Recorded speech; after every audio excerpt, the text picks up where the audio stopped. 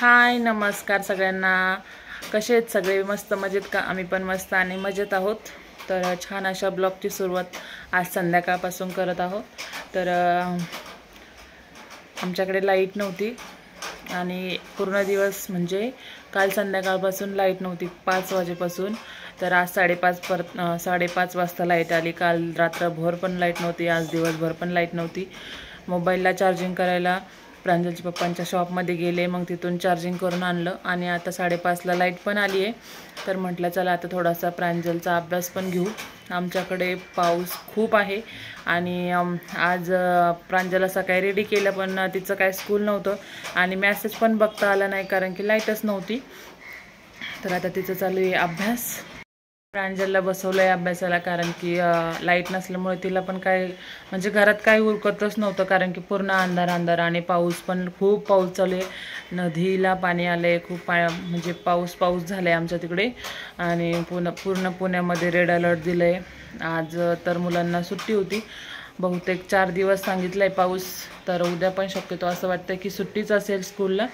अजून तर काय मेसेज आला नाही. कालचा मेसेज आला तो काय वाचायला भेटला नाही आणि लकीली मी प्रांजलच्या पप्पांना व्हॅनवाल्या काकांचा नंबर पाठवलेला होता, त्यामुळे मग मी त्यांना फोन केला की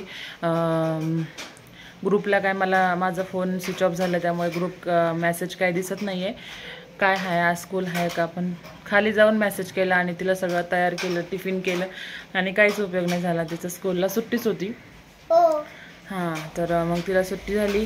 मग काय आज दिवसभर शॉपला गेले. पाऊस थोडा कमी झाला मग नंतर शॉपला गेले, मोबाईल चार्जिंग केले आणि मग आलो दुपारी घरी.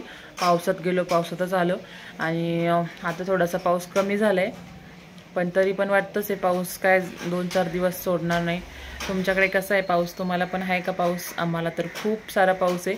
इतक्या दिवस असं वाटत होतं की पाऊस चालू झाला आणि पाऊस नाही.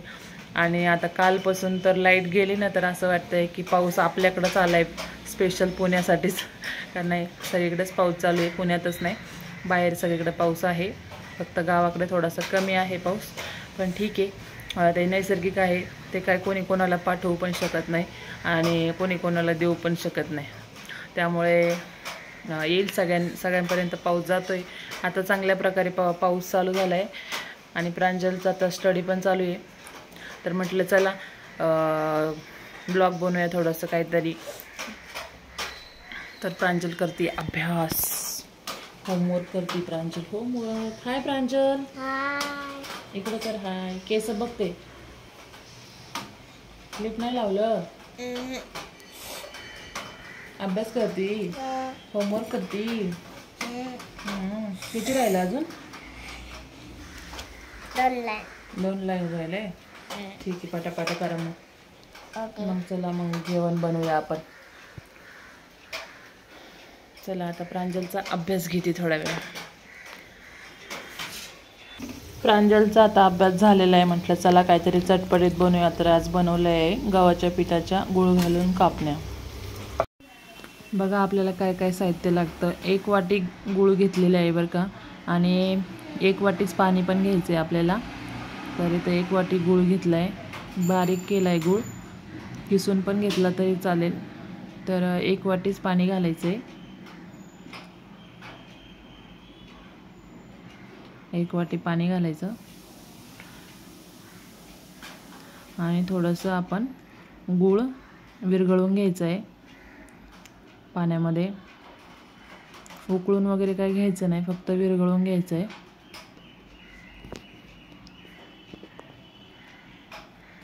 गूळ विरघळेपर्यंत आपण इकडं तयारी केली आहे. थोडीशी बडीशोप घेतली आहे आणि इलायची पावडर पण बनवून घेतली आहे. त्यामध्ये आता आपण गव्हाचं पीठ टाकणार आहे. तर आपण गव्हाचं पीठ जे आहे ते 2 वाट्या गव्हाचं पीठ घेणार आहे.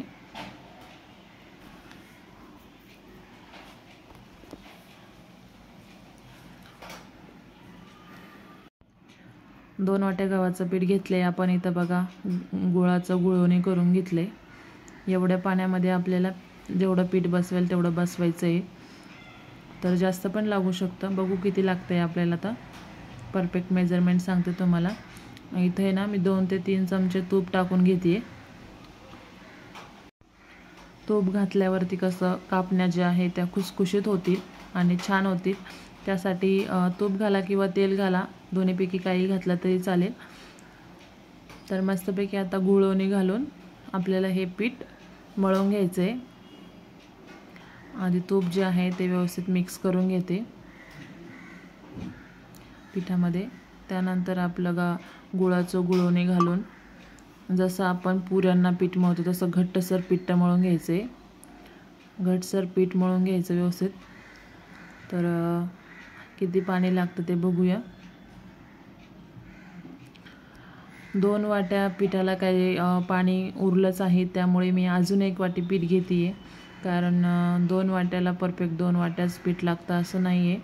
तर 3 वाट्या पीठ लागलं आहे मला जवळपास इथं. तर मी 3 वाट्या पीठ आणि 1 वाटी गूळ 1 वाटी पाणी असं दोन्ही 2 वाट्या आणि 3 वाट्या पीठ असं मेजरमेंट परफेक्ट लागतं बरं का याला. तर तुम्ही बघा इथं परफेक्ट असं पूर्ण 3 वाट्यांनाच तेवढं लागलं आहे पाणी. बघा असं छान असं मऊसूत असं मी पीठ मळून घेतलं आहे. तर घट्टच पीठ मळायचं आहे. याला आपण 5 मिनटासाठी ठेवून देऊ. छान असं पीठ भिजवायचं. प्रांजल पण मध्ये मध्ये करते.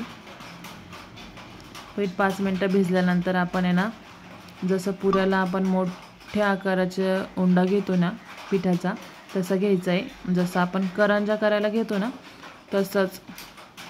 जास्त पातळ पण नाही लाटायचं आहे आणि एकदम जाड पण नाही ठेवायचं. मध्यम आकाराची पोळी लाटायची.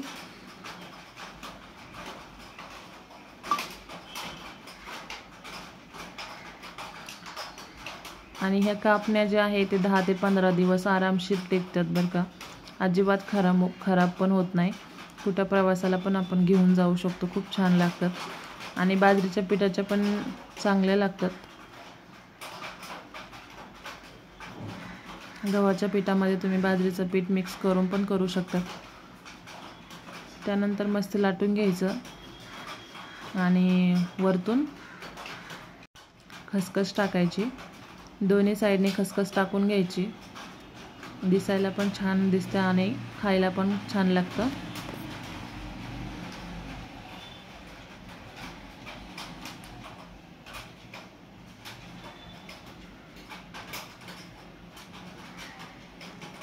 मस्त अशी आपली पोळी लाटून झाली आहे.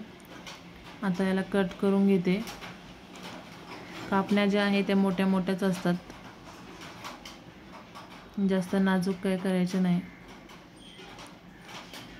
मस्तपैकी सुरीच्या साहाय्याने कट करून घ्यायचे कापण्या.